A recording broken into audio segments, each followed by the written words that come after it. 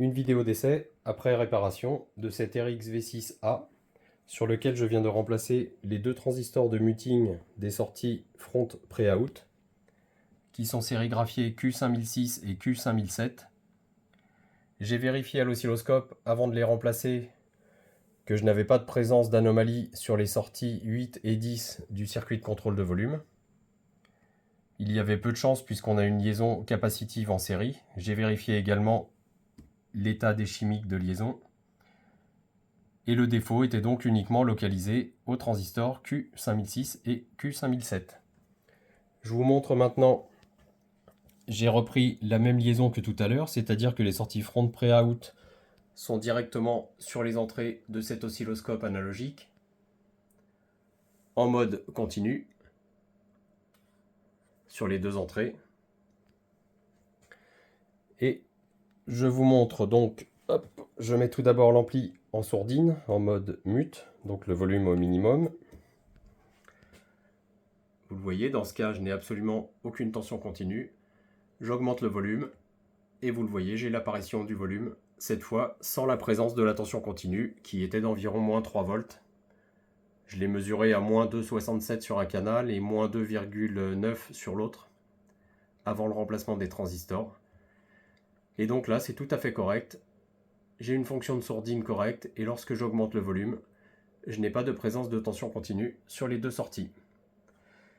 Je vais attirer l'attention du client sur les connexions. Donc vraiment débrancher tous les appareils du secteur, c'est impératif, avant de faire des liaisons d'ampli de puissance surtout. C'est pas dramatique sur des liaisons numériques HDMI, mais vraiment c'est très important sur les liaisons, surtout sur des appareils qui ne sont pas mis à la terre. Vous voyez, ce Yamaha a simplement une connectique avec un fil à deux pôles, donc on a uniquement la phase et le neutre. Cet appareil n'est pas relié à la Terre, il est donc totalement flottant par rapport à l'autre appareil qui peut-être lui est relié à la Terre. Et au moment où on branche les cordons RCA, on risque d'avoir une décharge de tension continue qui se répercute directement sur les pauvres petits transistors CMS ici, qui sont extrêmement fragiles puisqu'ils sont en liaison directe avec le signal. Donc débranchez impérativement tous les appareils du secteur avant de faire des raccordements, surtout de type analogique. Éteignez tous les appareils au minimum, hein. Vous les arrêtez si possible, vous les débranchez du secteur, c'est encore mieux. Vous faites tous les raccordements et ensuite mettez tout en service. Donc j'émets des réserves en cas de retour de cet appareil pour le même type de panne, puisque ce n'est pas l'appareil Yamaha qui est en cause, hein. Il a été endommagé par une cause externe. Voilà, donc il fonctionne, je vais remettre le capot. Je vais m'assurer que j'ai bien rattaché tous les câbles. Normalement oui, mais je préfère faire un double contrôle. Donc je vais faire un double contrôle, je remets le capot en place, je prépare ma fiche de sortie et je prépare la réexpédition. Nous sommes jeudi, donc il repartira demain.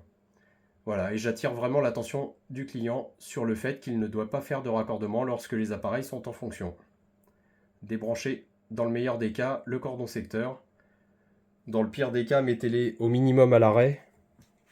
Donc la veille est suffisante, hein, puisque dans ce cas-là, les relais de sortie ne sont pas collés. Ça permet de libérer les bornes de haut-parleurs. Et surtout, les puces audio-vidéo, pour la plupart, ne sont pas alimentées. Sauf sous certaines conditions, bien sûr. On peut demander aux puces HDMI de travailler lorsque l'appareil est en veille. Ça, c'est une autre problématique. Mais lorsque l'appareil est en veille, en aucun cas, on a du signal qui ressort sur les sorties front pré-out. Donc mettez au minimum les appareils en veille, faites les raccordements et ensuite mettez tout en service. Donc je serai malheureusement contraint de rejeter la garantie si cet appareil revient pour le même type de panne. Vous le voyez ici, l'appareil quitte mes ateliers avec le signal présent sur les deux canaux, front pré-out, et je n'ai plus de présence de tension continue lorsque je suis en muting et lorsque je demande à l'ampli de laisser passer du signal avec le contrôle de volume qui est parfaitement correct et parfaitement symétrique pour les deux voies droite et gauche. Allez, je termine mon contrôle interne, donc je vérifie si j'ai attaché correctement tous les câbles, je remets le capot et je prépare la réexpédition.